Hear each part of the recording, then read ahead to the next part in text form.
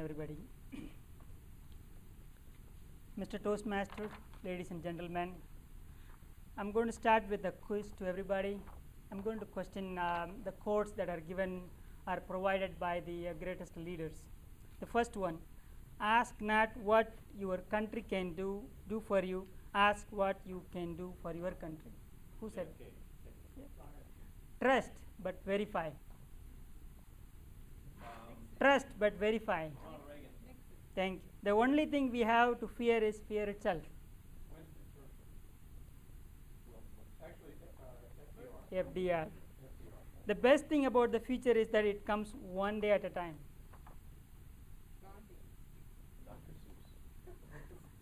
Lincoln. Abraham. Freedom is never voluntarily given by the oppressor. It must be demanded by the oppressed. Dr. MLK. What are the commonality between all these messages that are given by the greatest leaders? They are simple. The messages are conveyed in a simple words that can be understandable by every single one, and it can encourage the people to be more patriotic, getting more enthusiastic, and ultimately make them to think simple in terms of particularly think beyond what they can do. When it comes to thinking, well, there are different people think in a different ways based on their religion, based on their culture, based on their education, experience, expertise, and ultimately it is based on attention to the details they want. Every day people are flooded with so much information. So much of information in this internet age. Everywhere you can find so many newses copied everywhere. You will be reading those information and you will be observing all that information. Is it possible to handle everything by yourself? Or is it possible to grasp all that and judge yourself and make sure that those information is correct and authentic? But there are methods to do that. There are methods in terms of observing those information, thinking towards those things. There are ultimately it classified into two methods, what is called passive thinking and active thinking. And today I'm going to talk about the active thinking. When it comes to passive thinking, all you hear is you just read and read and read, but you don't act on it. But when it comes to active thinking, that is where it comes to what is known as a critical thinking.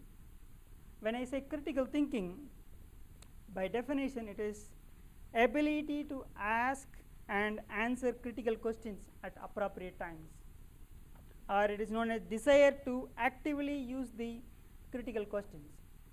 By using this critical thinking method, you are practiced by yourself to ask questions. Whatever you read, whether it is a news or whether it is a book or whether it is a small passage, you will be asking questions to yourself, why this has been defined like this, why this has been introduced like this, what are the reasons, what are the conclusions they have made, and you are making your own judgments upon it. And in terms of the critical thinking, there are two styles that they have defined. One is what is called a sponge type.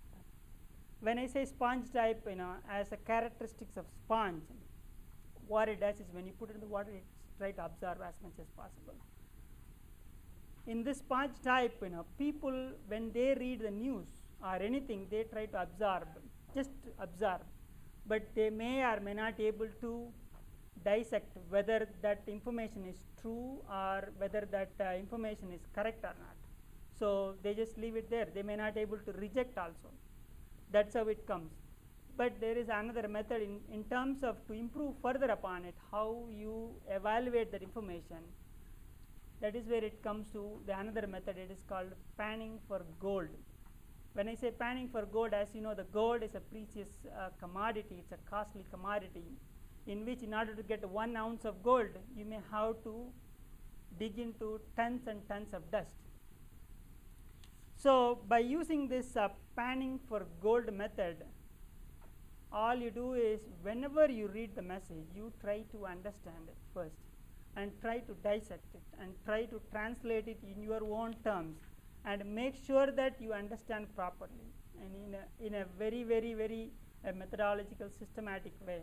And in turn, you apply your own justification, judgments, and you in turn come up with your own reasons to make sure that those informations are interpreted properly and do your own research. And even you interact with, whenever you read a book, you interact with the author and ask questions. You can write down the questions by yourself and you can do further research on it. That is all comes down to what is known as critical thinking.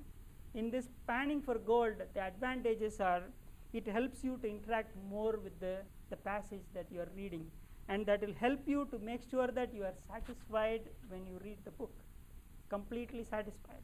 And in turn, it will help you to understand that the topic well, that whatever you are reading, and make sure that you don't put your emotions into it when you are reading those, because that may get you the biased information.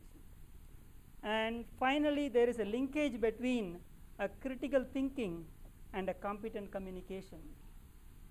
This approach will help you to think effectively, and it will improve your verbal and written communication. Again, this critical thinking skill is not a physical skill. You need to practice to make sure that you can better in future. In conclusion, I just wanted to tell the speech that was given by a Supreme Court Judge Thomas Clarence, who visited Tampa on Tuesday at the Stetson Law School. He said, "It is our Constitution and it is worth interpreting right." As he said, he was right. It makes sure that whatever you read, interpret it properly so that you get as much as possible.